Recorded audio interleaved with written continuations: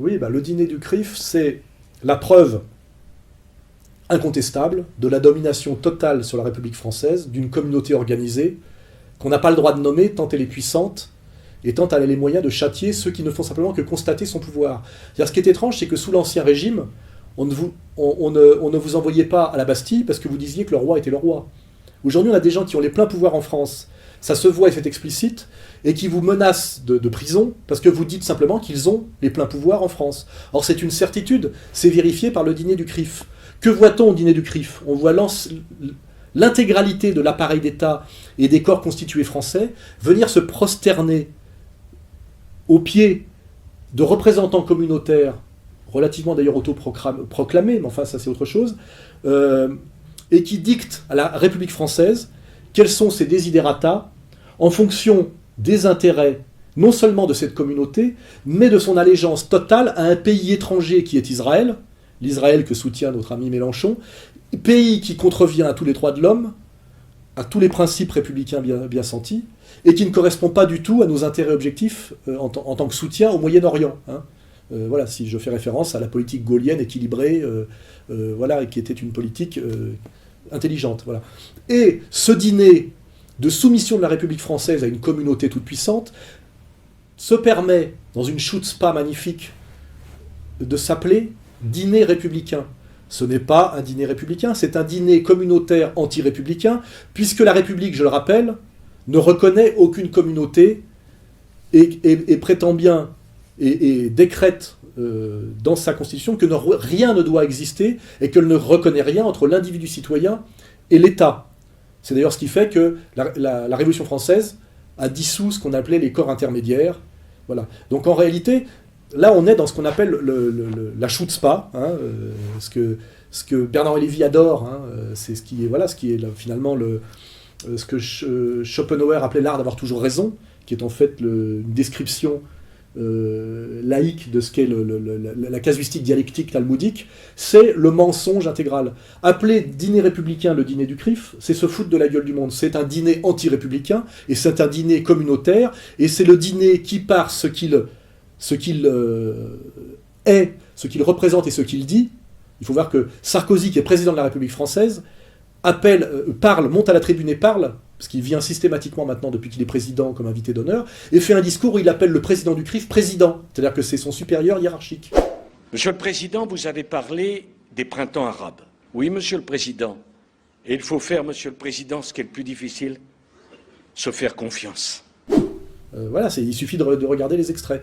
Et il s'excuse de demander pardon, de ne pas pouvoir, à cause du peuple français qui le regarde encore un peu, de ne pas pouvoir faire 100% de ce qu'exige la communauté organisée en termes de soumission et d'allégeance à Israël et à la communauté en France.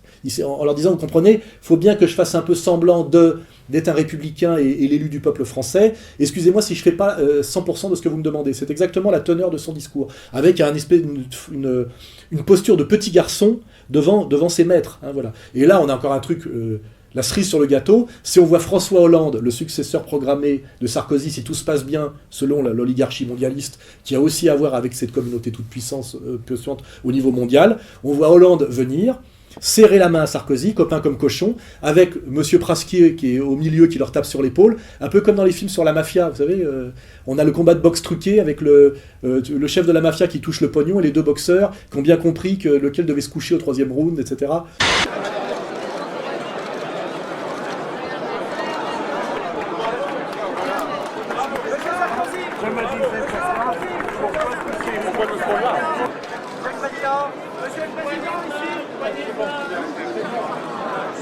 Et là, on a la vérité vraie, la vérité de la mascarade politique, la vérité du rapport de force en France, la vérité du mensonge de ce qu'est devenu la République, et aussi quelque chose qui est assez incroyable, qui s'appelle le passage en force. C'est qu'avant tout ça était caché, et aujourd'hui tout ça est de plus en plus montré, c'est-à-dire qu'on habitue les gens à cette soumission.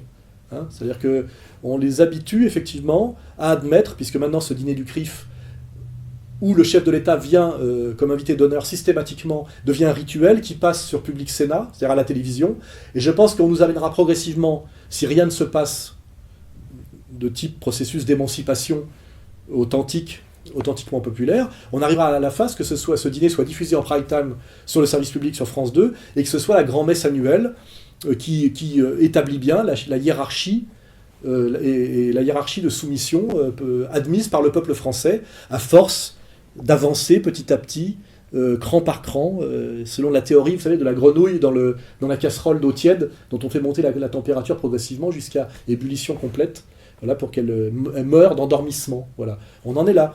Donc, j'attends toujours d'ailleurs qu'on me porte la contradiction sur ce terrain-là. Le dîner du CRIF est un scandale républicain. Alors je sais d'ailleurs que celui qui l'a dit, c'est Zemmour. Oui, le CRIF parle et agit comme s'il était le porte-parole d'une communauté qui ne l'a pas mandaté pour cela et qui ne le reconnaît nullement comme son porte-voix. Depuis des années, le CRIF est pris par la tentation américaine du lobby, qui influence, négocie, menace, sanctionne. Zemmour, qui dit tout comme moi, toujours avec un peu après, a fait sa chronique tout à fait respectable le lendemain sur RTL sur le scandale du dîner du CRIF. Il ne fait jamais que répéter ce que je dis 10 ans après, et il lui a le droit de le dire et n'est pas interdit de médias parce qu'il est membre de la communauté juive, et ce qui fait qu'il n'est pas tout de suite flingué. C'est-à-dire qu'on est quand même dans un petit théâtre juif, où même celui qui dit que le dîner du CRIF est un dîner scandaleusement communautaire et anti-républicain fait partie de la communauté organisée. Donc voilà, je veux dire, tout est quand même verrouillé de A à Z. Quoi. Voilà, et moi, je fais... qui ait dit ça avant lui, comme d'ailleurs tout le reste, tout ce qu'il a dit, je l'ai dit avant lui, écrit avant lui, et ben je fais des vidéos sur Internet en attendant, chez moi, comme je dirais un clandestin, un russe dissident à l'époque de l'URSS, de Solzhenitsyn et de Brejnev. Je fais une petite vidéo chez moi en attendant d'entendre la police frapper à ma porte pour m'emmener en prison, pour je ne sais pas trop quelle loi antidémocratique et anti-républicaine. On sait que ces lois s'étendent, on l'a vu la dernière fois avec la loi soi-disant sur le génocide arménien, dont on pourra parler. Voilà, donc je fais comme je peux de la résistance, je fais comme je peux du samizdat, en attendant de voir à quel moment la police politique au service de cette domination va venir m'arrêter, car je fais, en plus d'oser faire ces critiques, je ne suis qu'un goy. Voilà, c'est-à-dire que normalement, je n'ai pas le droit d'ouvrir ma bouche. C'est réservé, même cette critique de la domination du peuple élu est réservée aujourd'hui aux membres du peuple élu. Voilà.